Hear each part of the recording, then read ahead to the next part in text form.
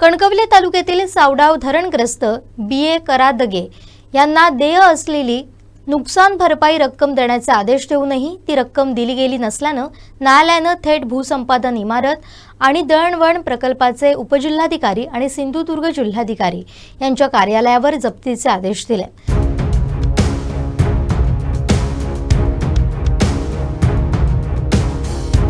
त्यानुसार कोर्टानं भूसंपादन इमारत आणि दळणवळण प्रकल्प उपजिल्हाधिकारी यांच्या कार्यालयात जप्तीची कारवाई केली आहे। यात त्यांच्या कार्यालयातील खुर्च्या, संगणक आदी साहित्य जप्त केलं होतं। दरम्यान उपजिल्हाधिकाऱ्यांनी न्यायालयाकडून 15 डिसेंबरपर्यंत स्थगिती आदेश मिळवल्याची माहिती कोर्ट पथकाला देताच पुढील कारवाई स्थगित करण्यात आली आहे। त्यामुळे जप्ती प्रक्रिया तात्पुरती थांबली असून 15 डिसेंबर नंतर या प्रकरणाला नवं वळण मिळण्याची शक्यता आहे।